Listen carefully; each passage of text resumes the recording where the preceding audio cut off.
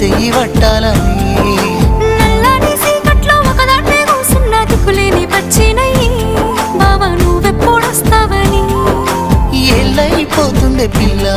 ఎన్నెలొచ్చింది మన బతుకులా ఏలైపోతుండే పిల్ల ఏలు వట్టంగా వస్తున్నాగా ఇన్నాళ్ళ ఎడబాటు ఎడవాసిపోతుందిలే ఈ సీనయ్యకుంటున్నదే సినదారా నీ కోసము ఈ దూరాన్ని చెరుపుతూ తీరాల తెగిరింది అందాల ఈ మానము